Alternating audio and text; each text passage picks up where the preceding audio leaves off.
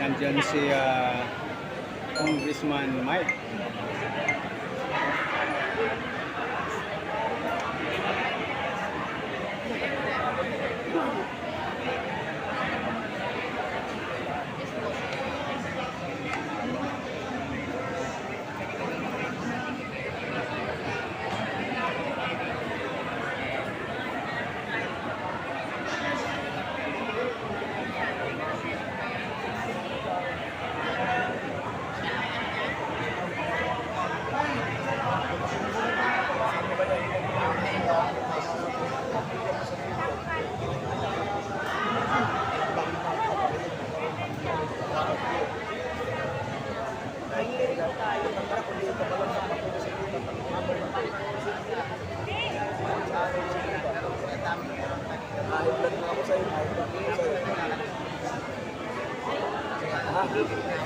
Huwag ka maingay na high blood. Yung laptop na high blood.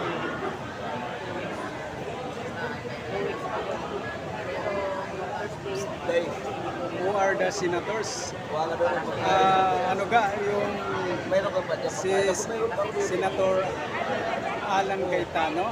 Ito, Tuesday ko. Mga 11 na lang sila, di ba? Dahil Dalawa ko doon. nawala na si si Escudero, di ba? Si Escudero ay lumipat na. Saka napabalitang itong si Joel Villanueva ay lilipat na sa ibang kampo, kaya 11 sila.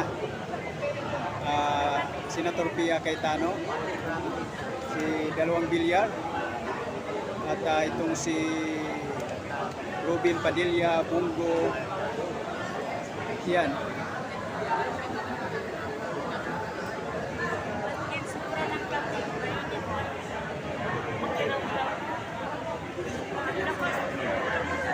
Ayan, yan po. May sininta pang video sa iga, pwede mo na i-upload. Habang mainit-init pa. Senator Alan is not there yet. Yes. Wala pa siya dito ga. Wala pa. Ayan, asaan vlogger si Gutisa? Ayan, si Gutisa, di ko pa nakita dito. Wawitin mo rin si Hero. Okay, magandang hapon po sa inyo lahat.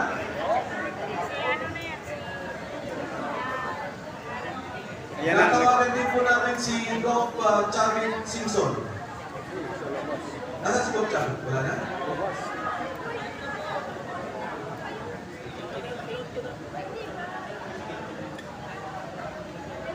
At syempre yung ating 18 Marines, kumain ng tawagan dito sa harapan.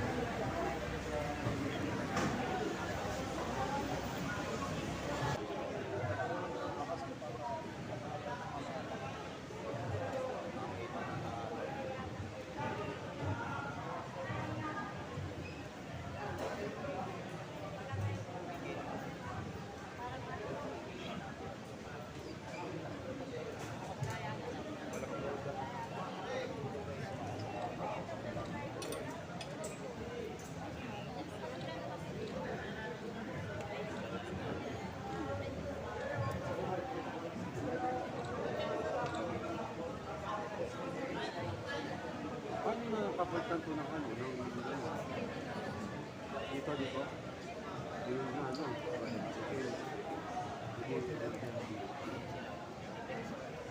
So, magandang hapon po sa inyo lahat. Una sa lahat, nais kong ipaliwanag yung circumstansya Biglang na nawala yung makikita signal. natin dito. Actually, nagkaroon ng konting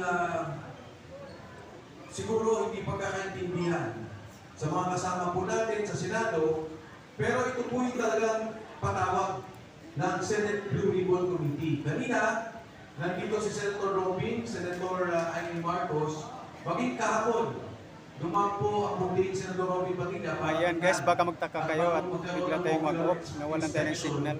Dito sa ating kinalalagyan sa ngayon. Yun, oh. So kung ano man po yung kaguluhan nila, dahil bukas ay special session na ng Senado, tinatawag ng Palasyo. At nandyan alam natin na ito ay patungo sa pagbabago ng liderato ng Senado. Hindi lamang sa liderato ng Senado, ngunit ito rin patungo na sa pagbabago nila noong liderato ng Blue Ribbon Committee.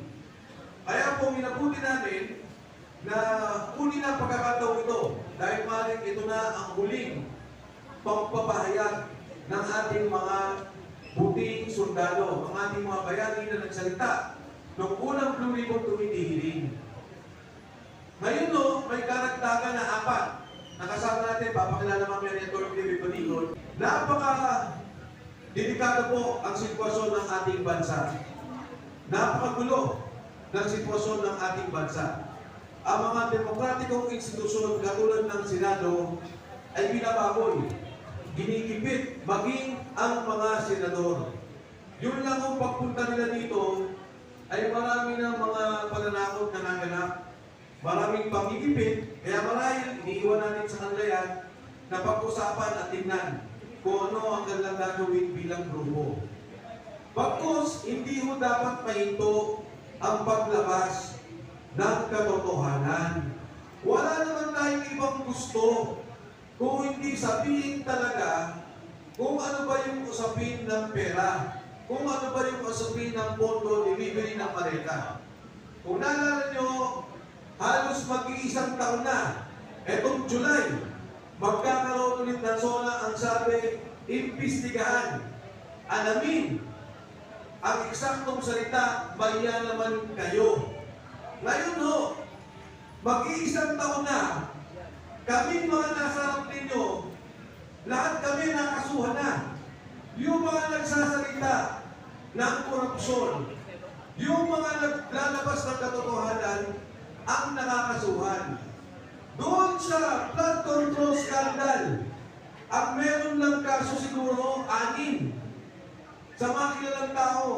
3 doon, meron pang kasama pa bilang witness o state witness ng Estado. Hindi na pwedeng kasuhan. Wala nang pondong pwedeng kunin sa kanila at mabalik sa kaban ng bayan. Ito ang galit ng taong bayan. Ito ang galit ng Pilipino. Yung katotohanan, patuloy na ayaw palakasin. Kaya yung sinasabing usapin ng liderato ng Senado, yung sinasabing Constituent Assembly, wala ko yun sa aking palagay at sa palagay ng maraming tao. Ang talagang problema yung Blue Ribbon Committee. Ang talagang problema kung saan tutungo yung flood control scandal. Kaya po sa pagkakataon to, nais ko lang kilalanin, Atty. Harold Respicio, halika dito, sumama ka sa amin. Kasama po natin dito sa lahat ng labanan. Monetization, uploading pa. Kaya po sa pagkakataon to, Hindi, pag live ganyan talaga. Kasi ito magmula sa yun. 18, may dadagdag dapat na 14. Pero ngayon po, katulad na nabanggit ko, nagkaroon ng konting kaguluhan. Sa ngayon, may 4 na naluwagdag. At ang pagpapatuloy po niyan, para ipakilala at mamaya, ang ating mga sundalo magsasalita. Sila po ang pakinggan natin. Sila yung nakakaalam kung ano yung mga nangyari, ano pa ba ang mga dapat malaman. Mahaba po ang kwento ito, individual, iba-iba partisipasyon nila. Sa pagpapatuloy po, ibigay ko naman sa isang magiting nating abogado ang nagtaguyod sa kanila at patuloy na lumalaban sa ngayon. Ang mga magkakasama to, 10 na ang kaso na ipatong bawat isa sa kanila. Mga kasama, wala pong iba, Atty. Levi Baligon.